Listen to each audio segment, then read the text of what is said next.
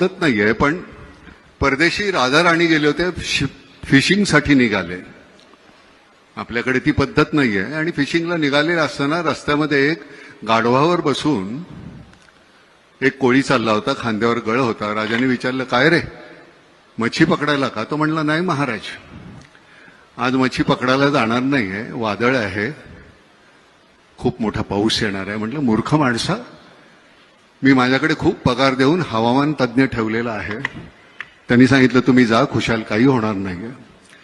राजा पुढे गेला, खूप वादळ झालं, पाऊस आला, त्रेधा तिरपीट झाली.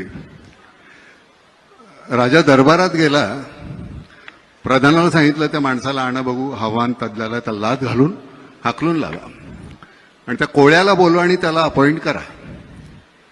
कोळी आला, तो म्हणला, महाराज, मला यातलं काही कळत नाही हो.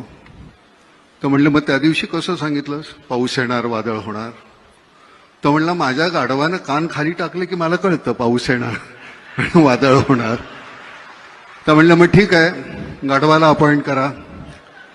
म्हणजे राजेशाही गेली, लोकशाही आली, पण ती अपॉइंट करण्याची पद्धत काही गेलेली नाही अजून. तर ही जी गंमत आहे,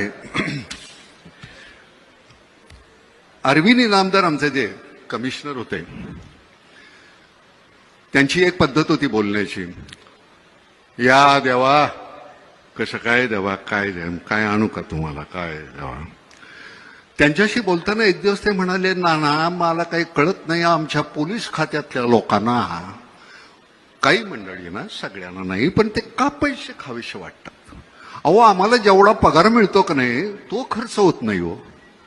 त्या माणसाची, म्हणजे शेवटपर्यंत अरविंद इनामदारांच्या घरी ब्लॅक अँड व्हाईट टीव्ही होता, अरविंद इनामदार गेले तेव्हा सुद्धा.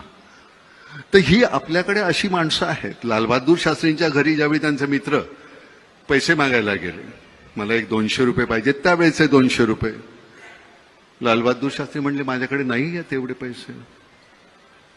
त्यांची बायको म्हणाली, नाही, माझ्याकडे आहेत. तिने 200 रुपये दिले काढून. शास्त्रींनी विचारलं, तुझ्याकडे एवढे पैसे आले कुठून? ती म्हणली, नाही, दर तुम्ही पगारातून देताना त्यातले 5-10 रुपये मी वाचवते. त्यांनी गव्हर्नमेंटला पत्र लिहिलं की मला ह्याच्या पुढे माझा 10 रुपये पगार कमी करा. यशवंतराव चव्हाण गेले त्यावेळी त्यांच्या खात्यावर 25,000 रुपये नव्हते.